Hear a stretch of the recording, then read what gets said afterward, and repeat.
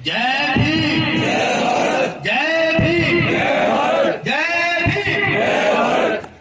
सबसे पहले हमारे परम पूजनीय भारत के संविधान निर्माता हमारे रहबर भारत रत्न डॉक्टर भीमराव अंबेडकर जी जयंती प्रोग्राम में मंच में विराजमान हल्का विधायक श्री जोगिंदर पाल जी और चेयरमैन तरसेम रतनमा, उपस्थित मेरा ऐसी समाज मेरा परिवार समारोह में पहुंचने पर आप सबका दिल की गहराइयों से हार्दिक अभिनंदन करता हूं और आस करता हूं कि बाबा जी के अच्छे विचार और आपके समक्ष रख सकूं और आप इन विचारों को मोहब्बत और प्यार से सुनेंगे। किसी ने खूब लिखा है कि कौन कहता है कि जुदाई होगी, कौन कहता है कि जुदाई होगी, ये अफवाह तो किसी ने फैलाई होगी। हम तो ठाठ से रहते हैं कि भीम दिल में, कम से कम हमने इतनी जगह तो दिल में बनाई होगी। मेरे अजीज दोस्तों और बुजुर्गों, हमसे पहले कई महापुरुषों ने बाबा साहब के जीवन के बारे में बहुत सी अनमोल बातें और विचार, इतिहास के बारे में अपने अपने विचार आपके समक्ष रखे। उनके लिए मैं आपका आभारी हूँ। बाबा जी की उस समय की सोच थी कि दलित समाज के प्रति जो व्यवस्था बहुत खराब है, वो कहते थे इस व्यवस्था में हम सुधार नहीं लाना चाहते, बल्कि इस व्यवस्था को परिवर्तन करना चाहते हैं, इस व्यवस्था को उखाड़ फेंकना चाहते हैं। वो जानते थे कि जातपात, ऊंच नीच, छुआछात ऐसे खत्म नहीं होगा। ये खत्म तब होगा जब एक पूंजीपति और एक जूता छिलने वाले का अधिकार बराबर होगा, और हमारे बाबा साहब जी ने ये कर दिखाया। मेरे अजीज दोस्तों, मैं मानता हूं कि बाबा साहब हमारे बीच में हैं, क्योंकि व्यक्ति मरता है, उनके विचार नहीं मरते। उनके विचार हमेशा समाज में जिंदा रहते हैं। जब दिख रहा था तो ख्याल आया कि आज कहाँ है बाबा साहब के विचार, उनका संघर्ष, जो संदेश दिया था, जो हमें रास्ता दिखाया था।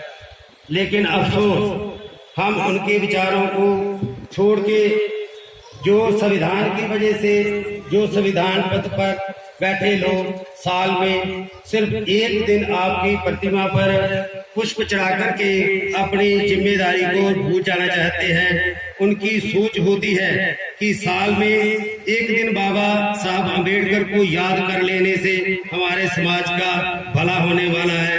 ये उनका भ्रम है। यदि हम बाबा साहब के सच्चे सिपाही हैं, यदि बाबा साहब के सपनों का भारत बनाना चाहते हैं, यदि सभी समाज में समानता लाना चाहते हैं, तो भक्ति पूजा जो चल रही है, हमें इनसे बाहर निकलना होगा और बाबा साहब के विचारों को अपने जीवन में लाना होगा। और मैंने लिखा कि आज के दिन बहुत खुशी का दिन है।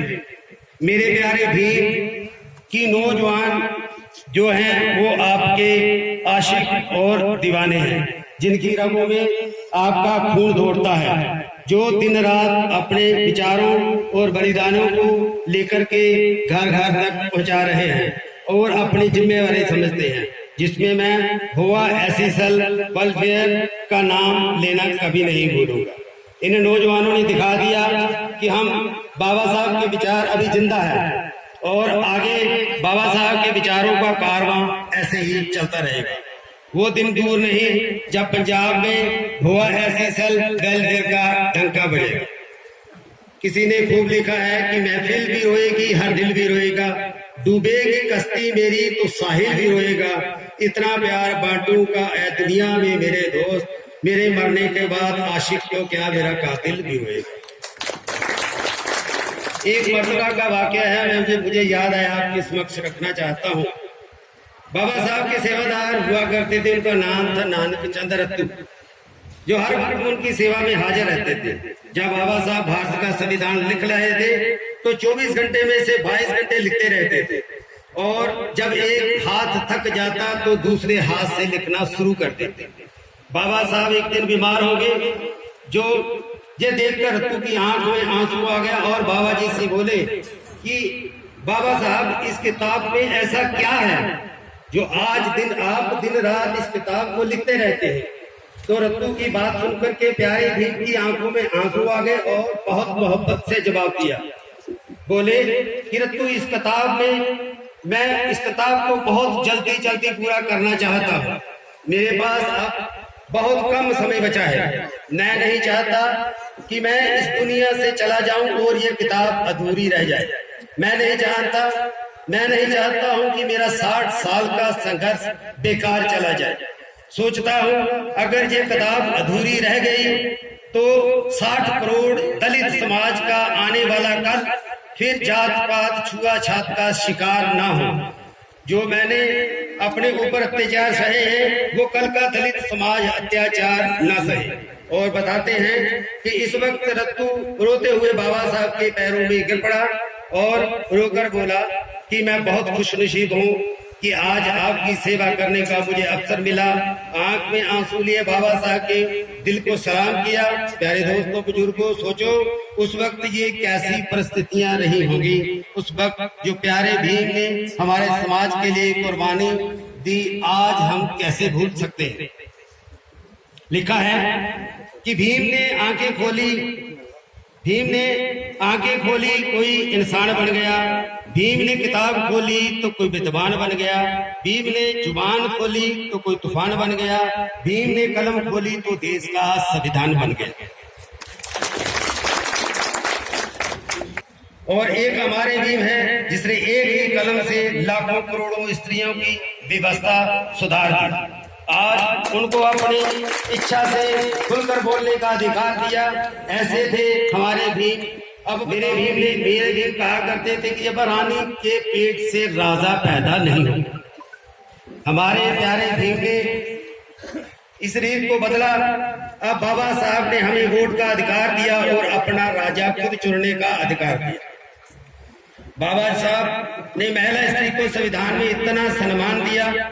और दूसरी तरफ तब अफसोस होता है जब हमारे समाज के कुछ लोग बाबा साहब के संविधान के कारण संविधान पद पर बैठ जाते हैं और स्त्री का सम्मान करना भूल जाते हैं। बाबा साहब कहते थे कि जिस दलित समाज में डॉक्टर, इंजीनियर, वकील हो, उस समाज के सामने कोई आंख उठाकर नहीं देख सकता। लेकिन कभी सोचा है कि आज हमारे पास लाखों इंजीनियर, डॉक्टर, वकील हैं, लेकिन अफसोस कि ये सब अब भी हमारे ऊपर अत्याचार कम नहीं हो रहा। लेकिन अफसोस कि ये सब लोग संविधान का सहारा लेकर के अपने लिए और अपने घर के लिए ही बड़े हैं। यदि ये सब लोग दलित समाज के लिए काम करते तो समाज का ये हाल ना होता। हम लोग बाबा साहब का बलिदान भूल गए हैं, ये हमें सोचने की जरूरत है। साथियों, मैं जब बाबा साहब की किताब पढ़ रहा था तो उसके परिवार के बारे में कुछ पढ़ा, मैं आपको सुनाना चाहता हूँ। उसमें मुझे बाबा साहब का एक छोटा बेटा राजरतन, जिसके सबसे छोटा बच्चा राजरतन के बारे में आपको कुछ बताना चाहता हूँ। ये बात 4 जुलाई 1926 की है। बाबा साहब राजरतन को सबसे ज्यादा प्यार करते थे। जब राजरतन 2.5 साल का हुआ तो एक दिन बीमार हो गया, उसे निमोनिया हो गया और राजरतन को घर में ही रखा गया था और अस्पताल में ले जाने के लिए बाबा साहब जी के पास पैसे नहीं थे। जब माता रमा ने देखा कि राजरतन का बुखार बढ़ता ही जा रहा है तो माता रमा ने बाबा साहब के एक कार्यकर्ता को बोला कि बाबा साहब जहां भी हैं उनको घर वापस लाओ। उस वक्त बाबा साहब हाई कोर्ट में थे। जब बाबा साहब घर वापस आए तो राजरतन को देखा वो बुखार से बेहाल था। बाबा साहब ने राजरतन को अपनी गोद में लिया और राजरतन ने बाबा साहब की गोद में ही दम तोड़ दिया। शायद मैं इमोशनल हो गया, सॉरी।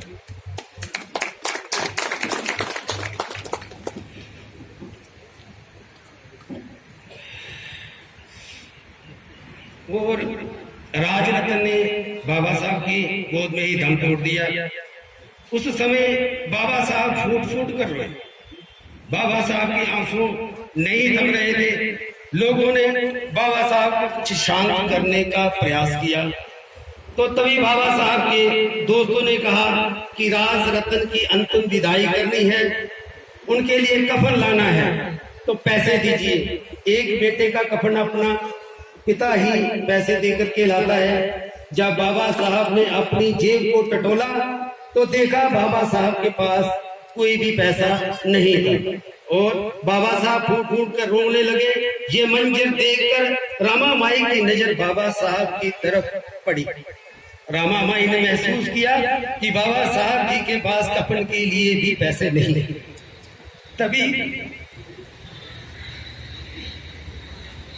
तभी रामा माई ने अपनी साड़ी में से अपना कपड़ा फाड़ करके राज रतन के शरीर को ढका।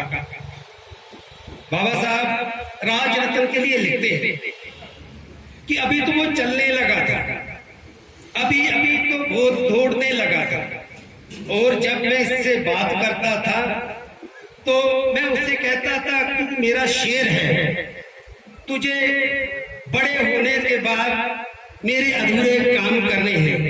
ये कहानी को पढ़ करके मेरी आंखों में आंसू आ गए। महसूस करो बाबा साहब के सामने उस वक्त कैसी परिस्थितियां रही होंगी। तब मैंने किताब बंद कर दी और सोच लिया कि भले ही राज रतन को इतना जीवन ना मिला हो, लेकिन मैं राज रतन बनूंगा,